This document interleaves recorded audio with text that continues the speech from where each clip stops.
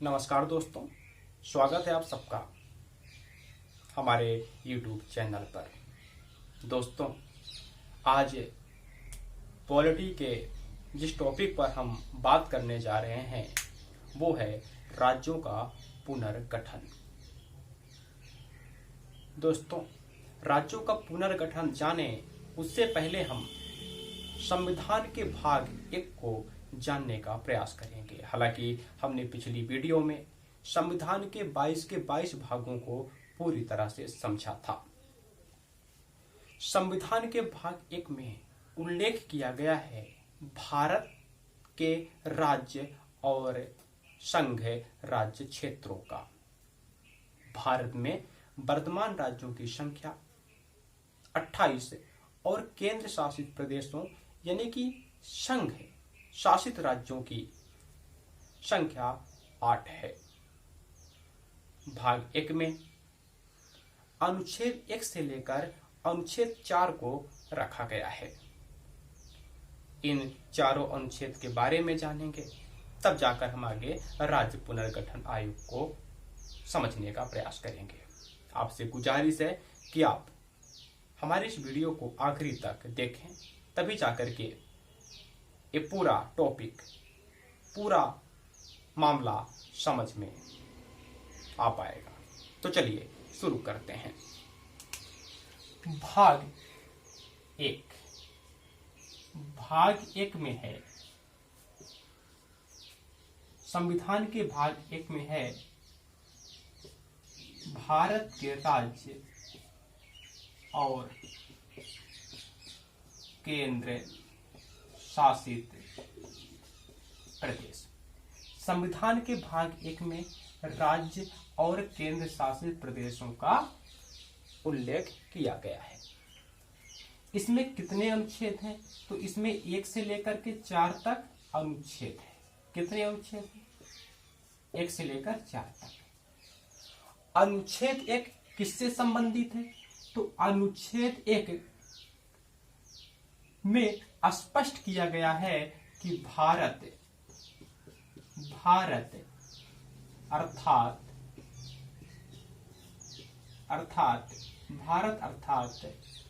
India, Bharat अर्थात India राज्यों का संघ होगा। राज्यों का संघ होगा। संविधान के अनुच्छेद 1 में उपबंध किया गया है कि भारत अर्थात इंडिया राज्यों का संघ होगा। अनुच्छेद 2, अनुच्छेद तो 1 हो गया कि भारत अर्थात इंडिया राज्यों का संघ होगा। अनुच्छेद 2 उपबंध करता है कि संसद भारत के संघ में नए राज्यों का प्रवेश या उनकी स्थापना कर सकता है। संसद नए राज्यों का प्रवेश या स्थापना कर सकती है। अनुच्छेद 2 में, किसमें? अनुच्छेद 2 में। अनुच्छेद 2 में कहा गया है कि संसद नए राज्यों का प्रवेश यानी कि संघ में नए राज्यों का प्रवेश या उनकी स्थापना कर सकती है। अनुच्छेद 3। अनुच्छेद 3 अनुच्छेद 3 उपबंध करता है कि सांसद को यह शक्ति प्राप्त है कि वह नए राज्यों का निर्माण या वर्तमान राज्यों के क्षेत्रों, सीमाओं और नामों में परिवर्तन कर सकती है। किसमें किसमें सांसद परिवर्तन कर सकती है? नए राज्यों का निर्माण कर सकती है। नए राज्यों का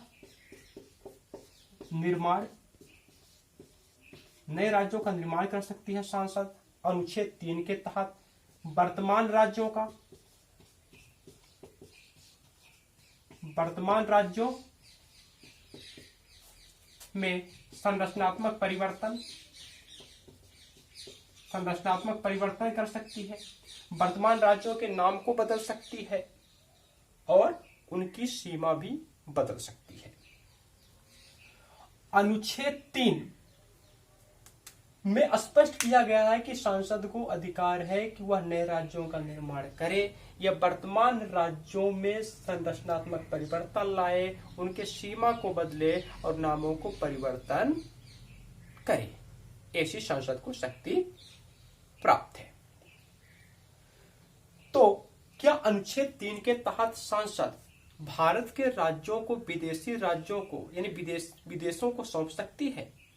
तो उच्चतम न्यायालय ने बेरूबाड़ी मामले में स्पष्ट किया कि अनुच्छेद 3 के तहत सांसद को यह अधिकार प्राप्त नहीं है कि वह भारत के राज्य को किसी विदेशी सत्ता के हाथों समर्पित कर दे। और रही बात अनुच्छेद 4 की, तो अनुच्छेद 4 में स्पष्ट किया गया है, अनुच्छेद 4 में स्पष्ट किया गया है कि सांसद द्वारा अनुच्छेद 3 का प्रयोग करना संविधान संशोधन नहीं माना जाएगा। संविधान संशोधन नहीं होगा। यानी कि अनुच्छेद 3 के तहत अगर सांसद कोई विधेयक लाकर नए राज्यों का निर्माण करती है, वर्तमान राज्यों की सीमा, नामों और क्षेत्रों में परिवर्तन करती है, तो अनुच्छेद 4 कहता है कि संविधान संशोधन नहीं माना जाएगा। चलिए, ये तो हो गए संविधान के 4 अनुच्छेद। अब देखेंगे राज्यों का पुनर्गठन। क्या देखेंगे? राज्यों का पुनर्गठन। दोस्तों, जब हमें स्वतंत्रता मिली तो हमारे देश में ब्रिटिश प्रांत तो थे ही, लेकिन देसी रियासत भी थे। ब्रिटिश प्रांतों का स्वतंत्र संघ भारत संघ में विलय करना तो आसान था, किंतु देसी रियासतों का विलय करना जरा मुश्किल था। हालांकि ये अलग पॉइंट है। राज्यों का पुनर्गठन देखेंगे। हम आपको बता दें कि मूल संविधान में प्रारंभ के संविधान में भारत के राज्यों को 4 श्रेणियों में बांटा गया था, 4 भागों में बांटा गया था। भाग का, भागखा, भागगा और भागघा। भागका, भागका, भागगा और भागघा। तो भागका में ब्रिटिश प्रांतों को रखा गया था, जिनकी संख्या 9 थी, और भागखा में देशी रियासत रखे गए थे। भागगा में केंद्र शासित प्रदेशों को रखा गया था। भागघा में अंडमान निकोबार और द्वीप समूह को रखा गया था। किसे रखा गया था? अंडमान निकोबार द्वीप समूह को। अब ये तो ठीक था, लेकिन भाषाई आधार पर राज्यों के पुनर्गठन की मांग। भाषाई आधार पर जैसे ही हमारा देश स्वतंत्र हुआ कि देश के विभिन्न हिस्सों में भाषाई आधार पर राज्यों के पुनर्गठन यानी कि राज्यों के निर्माण की मांग उठने लगी। भाषाई आधारों पर राज्यों के पुनर्गठन की मांग। जब भाषाई आधार पर राज्यों के पुनर्गठन की मांग उठने लगी तो संविधान सभा के तत्कालीन अध्यक्ष डॉक्टर राजेंद्र प्रसाद ने जून 1948 में इलाहाबाद उच्च न्यायालय के अवकाश प्राप्त न्यायाधीश एसके धर की अध्यक्षता में एक समिति का गठन किया, एक आयोग का गठन किया, जिसे एसके धर समिति के नाम से जाना जाता है। इसका मूल उद्देश्य भाषाई आधार पर राज्यों के पुनर्गठन पर विचार करना था। हालांकि एसके धर आयोग ने, एसके धर समिति ने भाषाई आधार पर राज्यों के पुनर्गठन की मांग को ठुकरा दिया था। फिर राज्यों के पुनर्गठन पर विचार करने हेतु पुनः एक समिति का गठन किया गया, जिसका नाम है जेवीपी समिति। जेवीपी समिति। जे का मतलब जवाहरलाल नेहरू, वी का मतलब सरदार वल्लभ भाई पटेल, पी का मतलब पट्टाभी सीतारमैया। इस समिति ने भी यानी कि जेवीपी समिति ने भी राज्यों के पुनर्गठन, भाषाई आधार पर राज्यों के पुनर्गठन पर विचार विमर्श किया और अस्वीकार कर दिया कि राज्यों का पुनर्गठन भाषाई आधार पर हो। यानी कि इसने भी कहा कि भाषाई आधार पर राज्यों का पुनर्गठन करना सही नहीं है। जब ऐसा फैसला आया तो भाषाई आधार पर राज्यों के पुनर्गठन की मांग को लेकर आंदोलन और भी ज्यादा भयावह हो गया। मद्रास के तेलुगु भाषाई लोगों ने अपने नेता श्री रामुल्लू के नेतृत्व में एक बड़ा जन आंदोलन किया और श्री रामुल्लू ने आमरण अनशन प्रारंभ कर दिया। आमरण अनशन प्रारंभ करने के कुछ दिनों बाद श्री रामुल्लू जी की मृत्यु हो गई 1952 में, जिससे प्रभावित होकर हमारे देश के तत्कालीन प्रथम प्रधानमंत्री पंडित जवाहरलाल नेहरू ने 1 अक्टूबर 1953 को आंध्र प्रदेश राज्य का गठन कर दिया।